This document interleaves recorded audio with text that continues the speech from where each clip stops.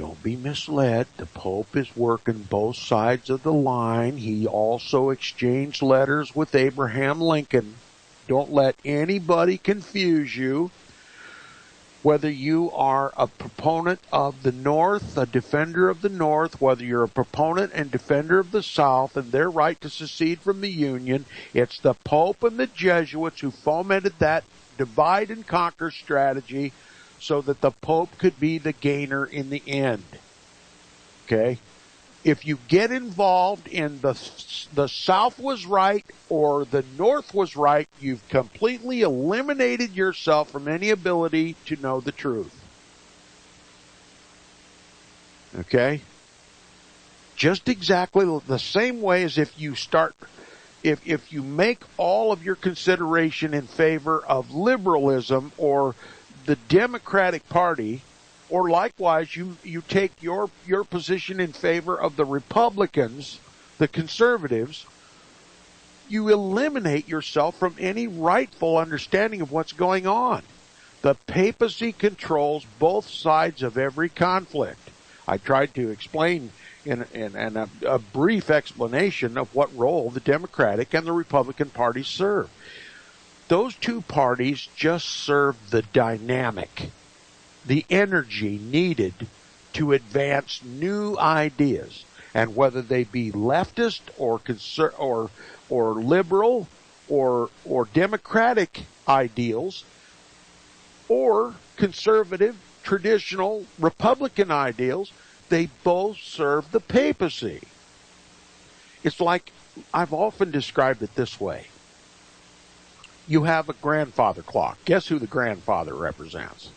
Okay, I just take it from me. It's called a grandfather clock for a reason. Okay, it's got a pendulum. The clock doesn't advance unless the pendulum is swinging, right? It's got to go left, then it's got to go right, then left, then right. And if it doesn't go left and right, the hand of the clock doesn't move. You see? Progress demands a dynamo to move it. So first the government of the United States is Democratic, then it's Republican, then it's Democratic, then it's Republican, and every swing of the pendulum, left or right, guess what? It advances the hands on the grandfather clock the same direction all the time. Now are you beginning to get it? Take your side with the South or take your side with the North and argue and bicker and fight, and you will never understand the purpose of the Civil War. The purpose of the Civil War was to energize a dynamic of change. Okay? America still threatened the papacy to become a Protestant nation. It had to be divided and it had to be conquered. And every swing of the pendulum had to benefit the papacy. And it did. Out of the Civil War came new amendments to the Constitution. We were under the impression, of course, they never tell us the real objective of the wars. We were told in the history classes that the objective was to free the slaves. Emancipation Proclamation, remember? But what they got, under the guise of liberating the slaves, we got amendments to the Constitution that enslaved us all. And what does the papacy say?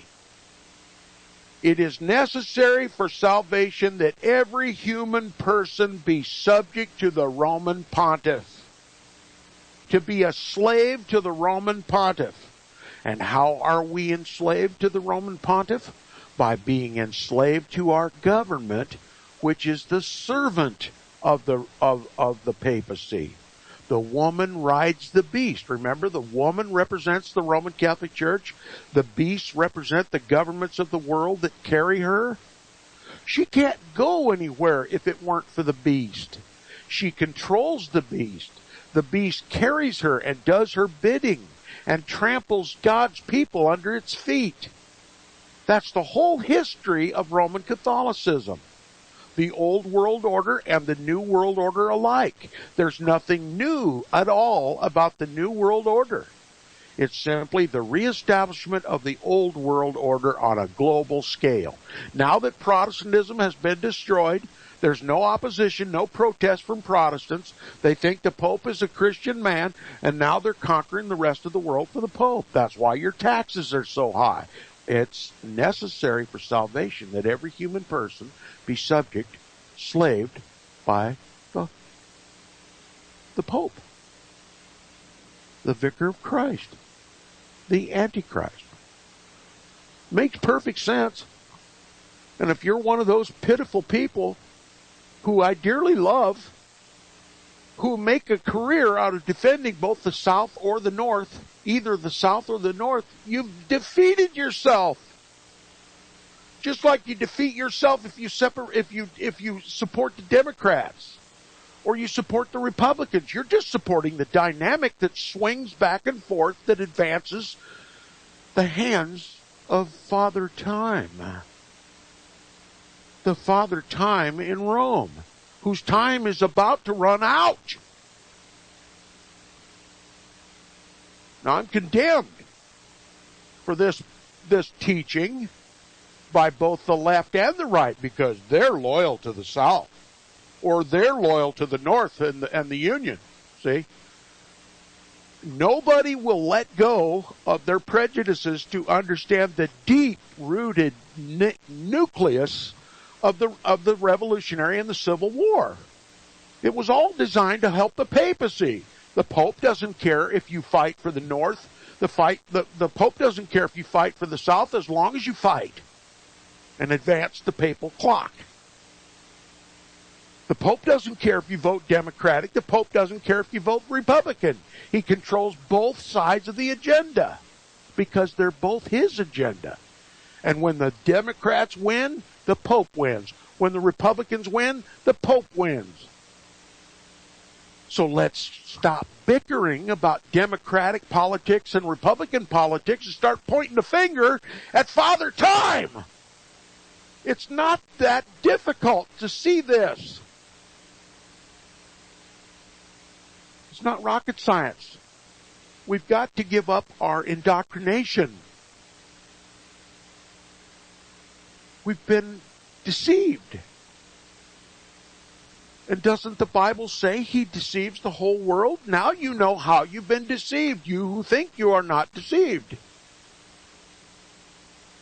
He deceives the whole world. You got to ask yourself, why aren't these truths told in your public schools? Because they're federally funded. They're federally controlled. The federal government writes the syllabus. Why aren't you taught these things in your churches? Because they're all seminarians. They think they have to have a license to do that which is lawful, to preach the gospel. So they go off to a seminary where they're inseminated with a whole bunch of nonsense, and they come back and they leave out the best parts of God's book.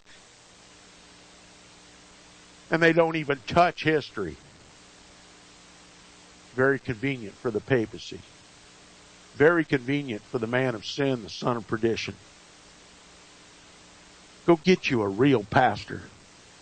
One who knows who the Antichrist is not ashamed or afraid to proclaim it and to identify him. If your pastor doesn't know who the Antichrist is, do you realize he's not qualified to be your shepherd? He's not qualified to stand behind that pulpit. He needs to sit in the back. And it's up to you to put him there. It's up to you to put him there. And to put a man of God behind the pulpit. A Protestant man. who will tell you the whole story. The history and the scriptures make perfect sense when you put them together. That's what the Protestants did. They don't do it anymore. They no longer protest. All right. So much for my animated dissertation this morning. I hope I've made sense. You know, if you're offended by me, if you're offended by my manner of speaking, maybe you should go elsewhere. Maybe you should go listen to someone like Joel Osteen. Sugar-tongued devil. Wouldn't tell you the truth if he had a mouth full of it. I'm not milquetoast. I'm not a pretty boy. I'm not a papist. The truth, the ugly truth, can't be sugar-coated. If you want to get through the hard skins of indoctrinated people, it has to cut through the delirium. It has got to cut through the indoctrination, the mind control, the curse that has been put upon God's people by the most respected institutions in our country. The government, the schools, and the pulpits of the churches. That's where it comes from. Look, if you're Satan and you want to deceive God's people, you want to control God's people, you want to be like the Most High and cause God's people to do that which God abhors, where would you start? Where would you ultimately like to have the most influence? The government and the churches. And they're his playground. Why, Tom, you're speaking against God's men, God's servants, God's shepherds, the pastors. You see, there's that thick skin again. Well, my pastor loves Jesus. Yeah, so does the Pope. Just ask him. Why aren't they telling you the things that I'm telling you? Chances are, if they ever knew this stuff, they'd find a more romantic or a more palatable or a more sugar-coated way of saying it, but I dare say he wouldn't reach many of you. What would it take? Weeping? I've even tried that on Inquisition Update, and I was called a ball baby. Sometimes my heart breaks before the Lord. My Savior and my King. Would to God that more hearts would break before the Lord. Okay. So here we have proof that the Pope wrote a letter to Jefferson Davis. Well, he also wrote a letter to Abraham Lincoln. They worked both sides of the conflict, true to their Jesuit oath. Remember, Pope Pius IX was Jesuit trained. He was Jesuit controlled. He was paying the price for Pope Clement XIV's suppression of the Jesuits. The Jesuits were going to control the papacy lock, stock, and barrel, and this Pope did what his Jesuit training instructed him to do, to coddle both sides, present yourself as a peacemaker while we Jesuits foment that war. And that's exactly what happened.